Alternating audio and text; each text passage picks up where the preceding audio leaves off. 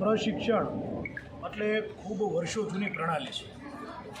સંગઠનના કાર્યકર્તા હોય કે પછી ચૂંટાયેલા કાર્યકર્તા હોય, આ દરેકમાં નવી ઉર્જા આવે, નવા નવા આયામો એનામાં સિંચન થાય. એટલે કે કાર્યકર્તા ઘસાઈ ન જાય, કટાઈ ન જાય, સતત સતર્ક રહે. પ્રજાજનો વચ્ચે સરકારની યોજના પહોંચાડવાની વાત હોય કે પોતાના પ્રશિક્ષણની વાત હોય, એના ભાગરૂપે આજે ભાવનગર કોર્પોરેશન અને જૂનાગઢ કોર્પોરેશનનો અભ્યાસ વર્ગ સંયુક્ત સૌરાષ્ટ્રના અમારા અભ્યાસ વર્ગના સંપૂર્ણ જે ઇન્ચાર્જ એવા વડીલ મુરબ્બી પ્રદીપભાઈ ખીમાણીને આગેવાની હેઠળ અહીંયા થઈ રહ્યો છે.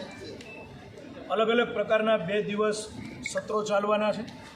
રાજ્ય સરકાર અને કેન્દ્ર સરકારની યોજનાની વાત હોય કે પછી ભારતીય જનતા પાર્ટીની વિચારધારાની વાત હોય, લોકસભાની ચૂંટણીમાં મારી પોતાની શું ફરજ હોય, મારું શું કર્તવ્ય હોય એની વાત હોય, કે પછી જનપ્રતિનિધિ એ લોકો વચ્ચેનો વ્યવહાર, એનો સંપર્ક, એનું કાર્યાલય, સાથે સાથે સોશિયલ મીડિયાનો કઈ રીતે ઉપયોગ કરવો, આવા અલગ અલગ વિષય ઉપર 2 દિવસ આખો અભ્યાસ વર્ગ ચાલવાનો છે.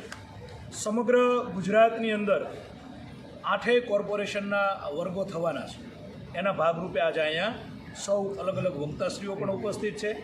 આવતીકાલે આપણા પ્રભારી મંત્રી શ્રી રાઘવજીભાઈ પટેલ અને અન્ય વક્તાઓ પણ ઉપસ્થિત રહેવાના છે.